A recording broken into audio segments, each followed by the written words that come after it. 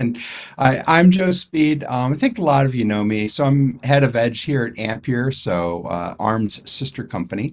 So I work in all the things that are the Edge AI, physical AI, autonomous driving, 5G, computer vision, and the like. And so one of the things that we had done is, and then Rebecca, go ahead and introduce yourself as well before we get too deep. Hi, yep. I'm Beck. I'm a UEFI developer, as well as other things. I'm also on the AE team, so helping customers fix their problems, and yeah, writing UEFI firmware. And Beck, and how many Ampere desktops and servers do you have in your home lab? What's the latest I count? think I've got 7 or 8 now. I've got one behind me that's just about to be built. You might have a problem when. Yes. Yes, very good. The so we're going to go ahead and show you some things today. I'm going to talk a little bit, give you kind of lay of the land for these ARM developer desktops, and then Rebecca will get deeper into it and show what she's been up to and some demos of the things that you can do with it as well. So let me go ahead and share. Okay, 30 and go live. Okay, can you all see that okay?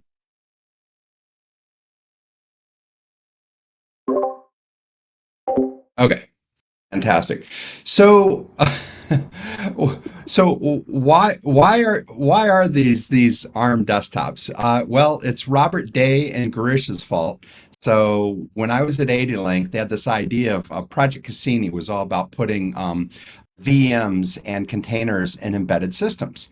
And Garish had this idea of what if we made it functionally safe and we put it in cars? So it would be Project Cassini in vehicles. So it'd be Cassini on wheels, and they needed a reference platform for this. And so that's something that I developed with ARM. They introduced me to Ampere, needed a many core processor with certain attributes to develop such things. And so that's really how it came about. And then when you look at, uh, when you look at some of the things that you can do on it, um, so if you're looking at like, you know, think about, ARM native tool chain, no cross compilation, and not developing it in emulation. Okay. So the kind of development that you can do. And here you see an example. This is from Jeff Geerling, the for building Linux kernel. So on an Ampere 1, on a Thelio Astra, which is a Ampere desktop from System 76, on the 80 Link. This was the Ava, which became the Ampere Ultra Dev platform. And you can see that, think about if you develop for embedded systems, it takes forever to build and test on that kind of embedded hardware. So you can use, Ampere with its plethora of cores to get through such things quickly. And on the test side, it kind of I see, automakers and a lot of folks, they'll do ARM emulation on x86 host, but if you do it native, like using QEMU KVM, where you're actually running native, so instead of running emulated ARM SoCs, you run virtual ARM SoCs. You can run a large number of them. And so QEMU CoreMark, that's a example. It just runs the CoreMark benchmark inside QEMU. On Ampere, it's native. On x86, it's emulated, and you see the difference in performance of, for example, an Ampere 1 desktop or server compared to doing it emulated on big, beefy Intel and AMD servers. So very good for the CI testing. The and so this is used in a lot of things, the automotive, uh, developing software for 5G, for space, for robotics, for all kinds of things, and a lot in autonomous driving as well. And other fun things. So quite a few game studios have been picking up Ampere Gear, these desktops, and doing things. And so code weavers, They're best known, they develop wine, and specifically they develop wine and the proton fork that go into things like Steam box, Steam frame. So Steam Frame's new ARM-based high-end VR headset, and they actually use Ampere desktops to develop that. So that's fun. And Windows apps. So Maxon, if you're familiar with Cinebench, Maxon develops and tests Cinebench on Ampere. And one of the reasons is when you look at some of the Windows on ARM devices, they tend to be not on the most powerful end of things. So this gave them, 128 cores to do their testing of that on. And AI. So ARM's developed a really nice set of these learning path to hands-on tutorials, and you can use those with the Ampere. Um, Ampere also provides AI tutorials and resources for anyone who wants to get into this. And we also provide AI optimized Docker. So Jupyter Notebook, optimized PyTorch, and the like, a lot of these things. So that's on the AI. And on the AI, you can do CPU inference. You can do, because we have a large number of PCIe lanes, right? So we make these many core ARM processors. You can have hardware accelerators. So things like NVIDIA GPUs, DeepX, Furiosa, Rebellions, all kinds of different accelerators. And these also make, so think about being able to do these things like local on your desktop in your own control. And so think about if I had to do some HPC on a budget, and this is the case with the Milwaukee School of Engineering. So they actually use a 128 core Ampere desktop. They are hacking the mosquito genome because it turns out most mosquitoes carry malaria, can carry malaria, but some of them cannot. And so they're isolating what is it in the genome that prevents some mosquitoes from carrying malaria. And I think the idea there is you can genetically engineer, if you knew that, you could genetically engineer ones that cannot carry malaria and release those back into the wild. And I think, what they figured out here is they could get the 128 core Ampere for, it was about the third of the price of a similarly configured x86. So it was economical and energy efficient. And if you all know Jeff Geerling, which I think everyone here, he runs the HP Linpax. That's an HPC benchmark, and he's got a bunch of results. If we look at it based on performance, you see that 6 of the top 10 are Ampere, and the top one, the 4 M3 Ultra 32 core cluster, that's like I think a $40,000 plus Mac cluster, and the 1 Ampere 1 processor actually doesn't compare so badly to that. So yeah, so that's some of the things you can do with these desktops. Okay, very good. And some of the things, if you want to just be able to just grab one and go, there's some options for This this is the next Mac Pro could be if Apple wanted to dominate the workstation market. So this is the It's got a AD fast, link. efficient workstation. And this was CPU. developed for It's got Sophie, tons of Sophie RAM, reference but you can platform. add more if you want. It has expansion slots so pros can add on what they need without fragile Thunderbolt connections. It's in a quiet, mid-sized tower case, and it costs less than $5,000. It's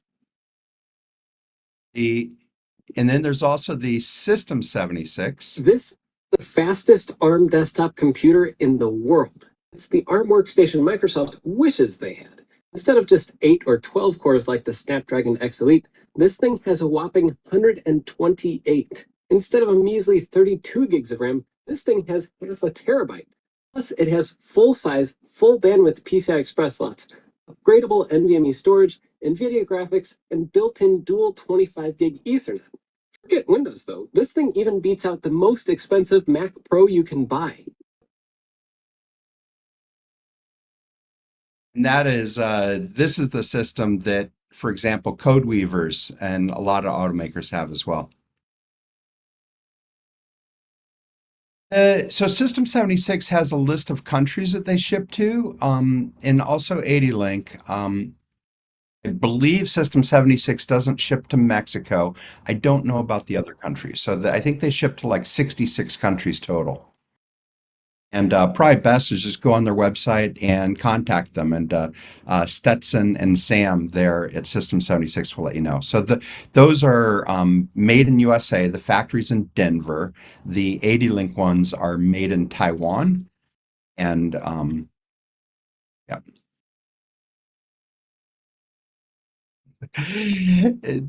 Ampere One is all buttoned up, prim and proper. And I assume the question is, can I use AMD Radeon GPUs without a Linux kernel patch? And the answer is yes. They work straight out of the box.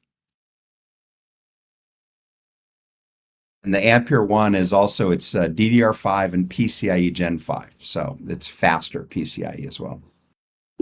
And the ASRock rack board has 6 PCIe times 16 slots, regardless of the processor you get. Yes. Unlike Ultra and Ultra Max, where it's either times 8 or times 16. Mhm. So that's very nice. Exactly. This is Wendell at Level 1 Tech.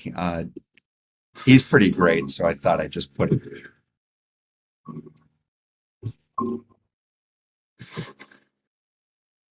This is 29 pounds of raw ARM horsepower. ARM on the desktop. At least if you're a power user, is here. What's the dealio, Thelio? I don't know. Let's take a look. I thought that was fun. So these desktops, they're all direct from manufacturer. So the 80Link, the System 76, the MIFCOM workstations, also the Next Computing. And so they have websites where you go and get information and order them. So like MIFCOM, so these are made in Munich. So MIFCOM is a company that, among other things, makes a lot of workstations for BMW there in Munich. And so they make a line of Ampere workstations at different configurations, different prices. And that's available as well. And then the Next Computing they're in US. So these are made in US, and they make a Ampere One ARM developer and AI developer workstation that comes with the Ampere One, either the 96 core or the 192 core, and a built-in NVIDIA GPU. I think up to RTX Pro 6000 Blackwell. So that's some of those desktops. So that's if you want to just, click to buy and go. Now, for a lot of you, I think it's probably more interesting to build your own. And so for that, and we'll share all of these links with you, there's a guide on the Ampere community about how to build ARM developer home labs. And so that's got some information, including you can see what others have built and share your own. So this one was fun. Geerling had joked about Ampere is the MacBook that Apple should have made. And so somebody took a Mac Pro chassis and put Ampere in it. And then you can see a bunch of others that ones have built. And this is the Ultra motherboard that's in most of those workstations. And so there's a review about that. And like I said, we'll share the link. And that's available here on Newegg. So you can just, if you're in North America or one of the markets served by Newegg, you can click to buy. Otherwise, you can get these from ASRock rack distributors and retailers. And there's an Ampere One board, like Rebecca had mentioned. So it's got a lot of I/O. So you can do a lot with that. And then in order to enable these outside the data center, there's also lots of coolers that have been developed for these. So Arctic makes brilliant coolers for the Ultra and the Ampere One. Jeshua in the Ampere Thermal Lab says it's the highest performance Ampere One cooler that we've tested. That's fun. Dynatron makes a lot of active, passive, water-cooled things for Ultra and Ampere 1, and Noctua also makes some as well. So the Windows performance is quite good. I'm not suggesting that these should be anyone's machine for like a Windows daily driver. We have noticed some developers and companies using it with Windows, but expressly for the purpose of developing Windows apps. Like they wanted something more powerful than X Elite to do the development with. And then for Linux and all, it's quite high performance. We have a very large number of energy efficient cores. So single threaded core is maybe not as high as some of the things, but you have so many of them. So if you have any workload or development or AI that scales out across lots of cores, you'll find it to be quite speedy for you. Yeah. Yeah, so the Windows runs quite nicely. The shortcoming at the moment is a couple things. So, not enough drivers. So unless it's an IC that's built into like a Qualcomm laptop, it might not have drivers. There is a trick, which is if any IC like a Realtek controller or things that are in a laptop, if you can find those on a PCIe card, those will usually work as well. Operating system itself is quite performant, quite stable, in part because Microsoft has a large deployment of Ampere processors and runs lots of big customer workloads on that. People like Amadeus, the airline travel system, Snowflake, and others run on Ampere on Azure. Yeah, so we go from 32 to 192 cores, and so in terms of things we do, that's the current range. We have some larger things that are in development, but Ampere, we're not making the like 4-core 1-watt processor that goes in an embedded system, right? So as a company, our focus is on these cloud AI workloads. And so we pack a lot of cores into a single CPU or processor. And then we take that and we work with our partners, our OEMs, ODMs, to make things for data center, for on-premise, for colo. And then a lot of things that I work on is kind of the physical AI, edge AI. So autonomous driving systems, computer vision systems, workstations, and other kinds of small form factor computing. So, Rebecca, do you want to speak to any of that, or? Yeah, I have a couple of demos showing running Cyberpunk 2077 in the crossover preview and the LM Studio, which both of these run pretty nicely. So I don't know if you want to switch to the demos just now. Mhm. Okay then. Let's have a look. Okay, can you see my desktop? Okay. I've got the LM Studio up here. Just make the text a bit bigger. Since I'm in Utah, let's say, see this. Is January. Time to go skiing in the Wasatch Mountains. Oops, need to load a model first. It's the OpenAI 120 billion.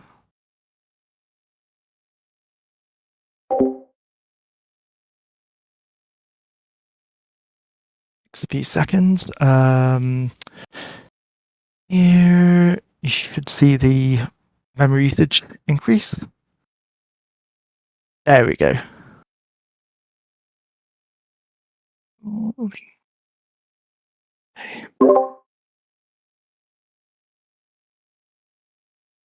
Sure. There we go. And can you see it there?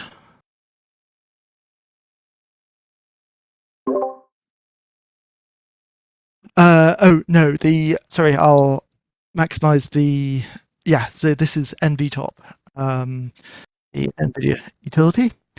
So you can see it's all up and running now. So The yeah. text is quite small. Yeah, it's mainly the graph here. So yeah, if I do this one, it's mid-January, good time to go skiing in the Wasatch Mountains. Then it says, yes, it's a great time to go skiing.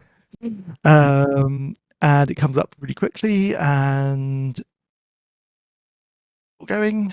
But yeah, it's very responsive to come back with a reply. And so yeah, that's I haven't used LLMs, haven't used the local LLMs a lot, but that's that.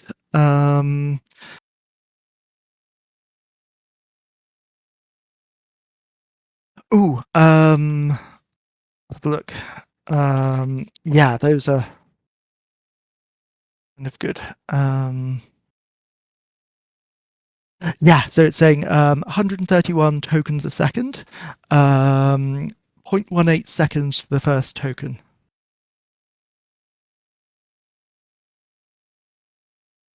So very good. Yeah, that's running on the RTX Pro 6000 with the CUDA 13 llama.cpp. Okay. And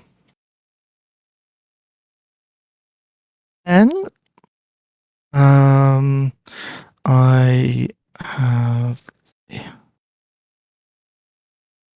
have Steam running here, so you can run Cyberpunk.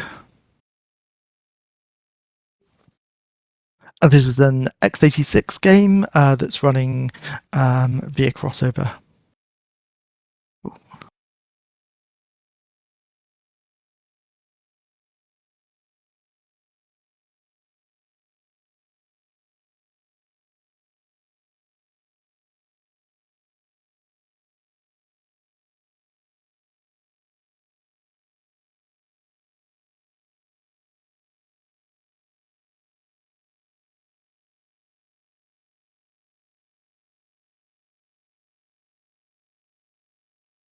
And there's some slowness just due to Oh, board screen share. okay. Yeah, it's probably not best over limited connection. Yeah. So yeah, this is it. It's running. This is on maxed out settings, I believe. So yeah, it all looks very nice and it's running pretty smoothly. Yes.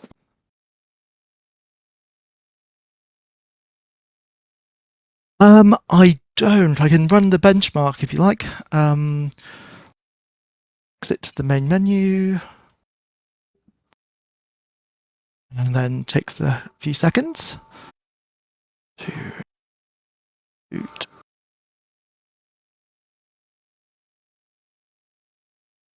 Sorry. And some other ones we've run, like using Wine with Box 64, folks see like, in the neighborhood of 70 frame per second for Path of Exile on Ultra.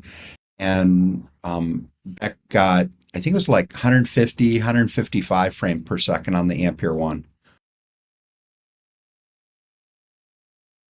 And that was not with a top spec GPU. Hmm. So in terms of games, like, it's fun to play games on it. I would say in terms of its actual fit, its purpose for games, it's in two aspects. So one is cloud gaming. So this is really big in Asia and increasingly coming to US and Europe, where you take things like, top AAA Android games, and you can host, 100 plus players on a single computer with multiple GPUs. And then the other is game development. So it's kind of like the Microsoft Windows, right? Like I'm not saying you should buy an Ampere to use it for as your daily Windows driver, but it has value for being a powerful piece of gear for compiling and running CI tests, like Maxon does. Like I said the Windows ARM64 Cinebench is developed on Ampere, Maxon. Yeah, I've been using my Ultra Ultra workstation as my daily developer workstation. It's really works really nicely. So yeah, that's 65 FPS. Yep. And you can see the settings and everything there.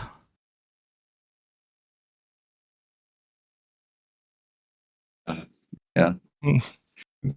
Meredith at Codeweavers, by setting things too low, Meredith got 120 frames per second for Cyberpunk on the System 76 Ampere desktop with an RTX 5070 Ti. Um, I don't think we've figured out exactly what settings she had though, because most of us are not getting quite that high.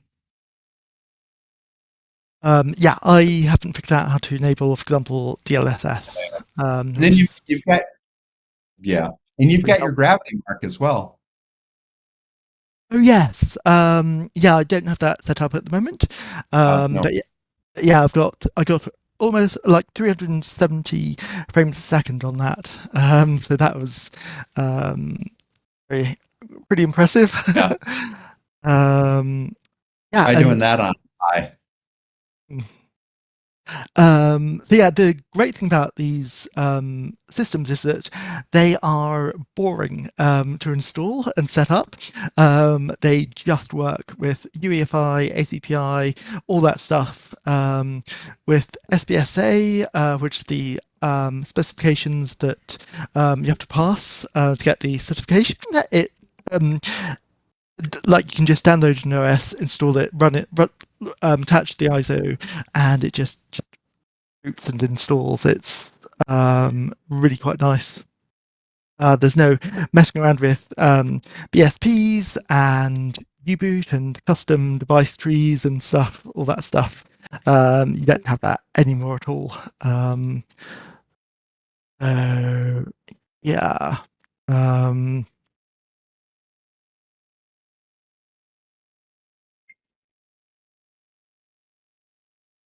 oh, I can show you actually. Let's do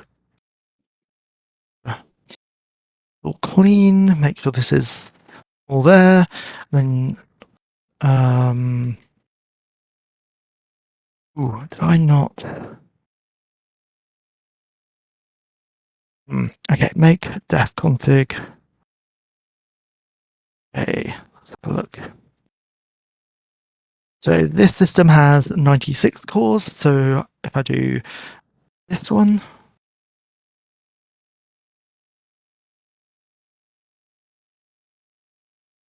it shouldn't take more than a few minutes, like a couple of minutes. And then at the same time, oops, I have a cat on the desk. Let's Sees. see. This is the. Fantastic. um, let's have a look. Ampere desktops are very popular with cats. I think we figured out that it's just warm enough to be comfortable, but the processor doesn't get so hot as to be uncomfortable. So Yes. we see tons of home builds with cats laying on top. So Mm. they're cat approved. Yeah, this one is very, very insistent. And at the same time, I've got QEMU running. Oh, there we are. Oh, that looked like Windows. Yep, I had problems getting it installed, so it's just installing all the updates, and so I can show you how quickly it boots. There we go. Yeah, I have the VM is configured with I think 16 cores and 32 gigs of RAM. So yeah, it's all running at the same time. At Microsoft Build, Hayden Barnes in the ARM booth had one of the System 76 desktops, and he had it running AI LLMs while building Windows subsystem for Linux, while also running Windows, and he had like two or three other things. He was just doing them all at the same time. Oh yeah. Yeah. Yeah, and that's why it's so brilliant. Like, we've got a bunch of automakers that use it for like developing software for automotive components like infotainment.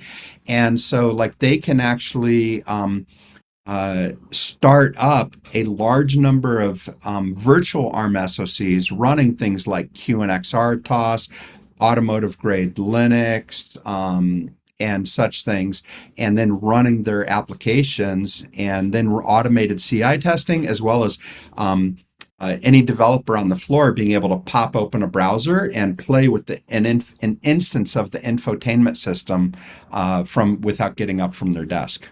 So that whole like software in the loop testing, you can get really good, like even up to like maybe 95% test coverage. Virtual, which really reduces how much hardware in the loop testing you have to do, so that your hardware in the loop test bench, the farm of physical automotive ECUs, and that's one of the things like Apex AI. So they develop a functionally safe ROS for the automakers, robot operating system that's used in like Daimler truck and things, autonomous tractors and whatever. And so they have 40,000 CI tests, and running those on an actual automotive ECU takes days. But by running it across a large number of virtual instances in a couple ampere in a rack, they get through it in a few hours. So now your test cycle goes from days to a couple hours. So you can be testing constantly, retesting all through the day. So that's how you get faster software. That's how you get safer, better quality software faster.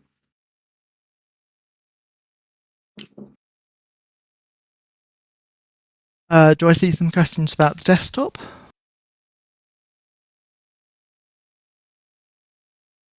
Oh, it is Cosmic. It's I have Pop OS running, and yeah, this is Cosmic. It looks rusty.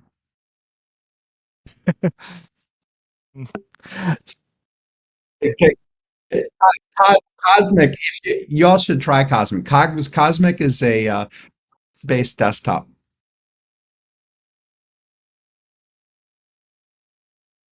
Rust. It's written in Rust.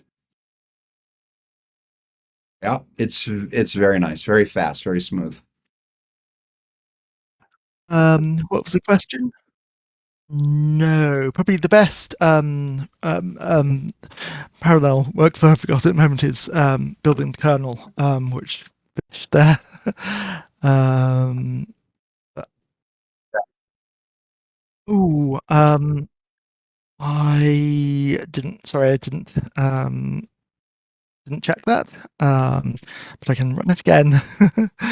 Uh, uh, we do have people doing some interesting, like highly parallelized workloads, like the mosquito genome cracking exercise. They explained to me that that's a weak scaling problem, and so it needs more cores, lots of cores.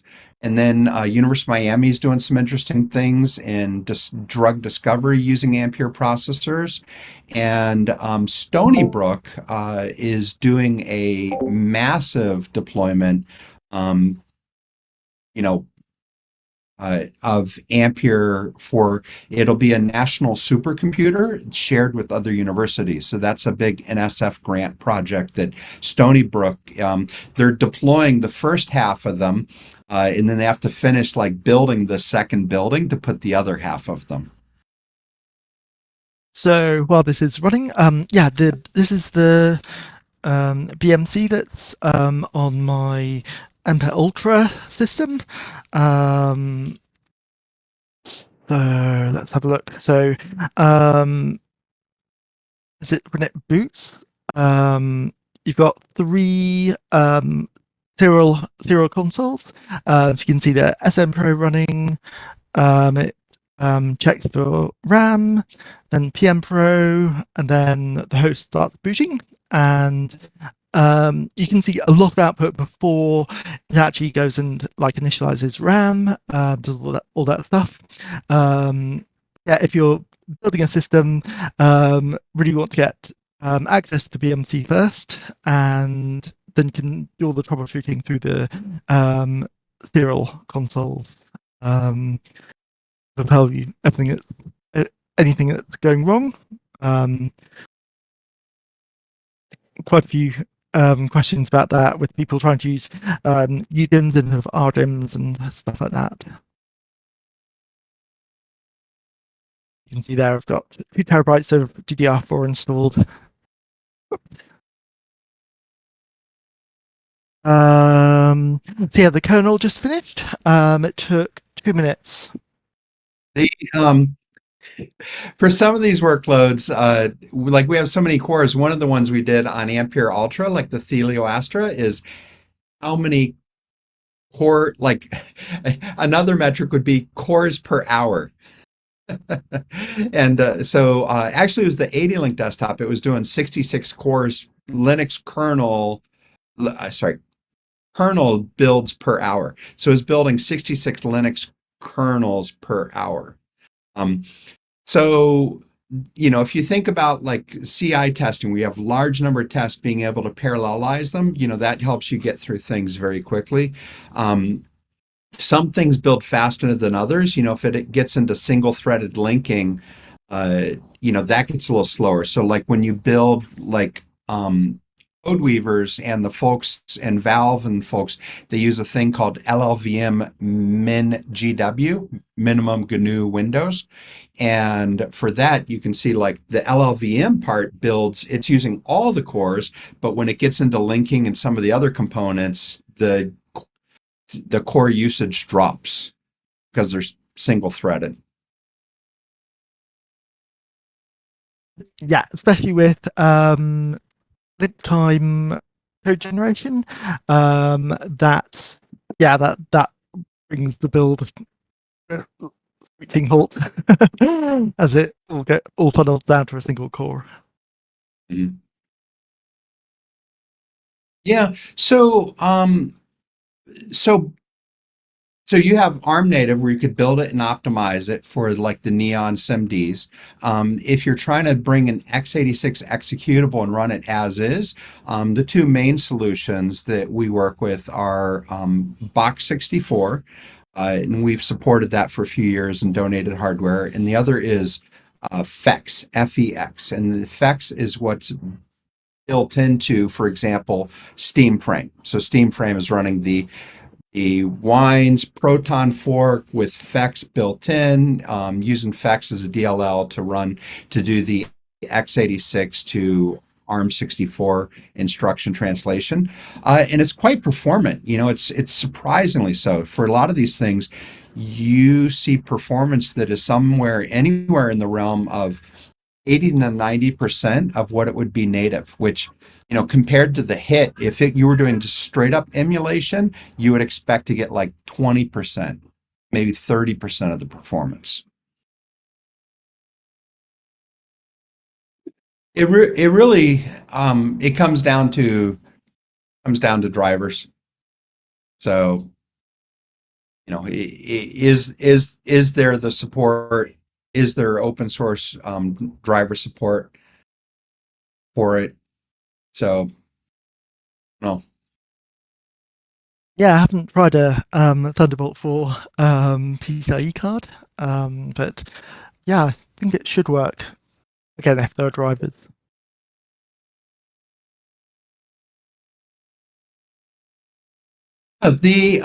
So think about this ability to have these kind of like the same kind of compute that is available in the cloud, to have that on your desk in your home, personal, private, right? So people talk about sovereignty and owning your own data. So being able to do your AI, your development, all of these things completely within your own control. Yeah, they're fantastic machines. I'm really excited that there are systems you can buy like this where you can assemble it kind of just like a PC. Just you can buy the motherboards, the CPUs, the PSUs, etc., and just assemble it like I've been doing for like 20 years, building x86 systems. Um, yeah, I have great fun building them, and or you can, of course, buy them fully reassembled and ready to go.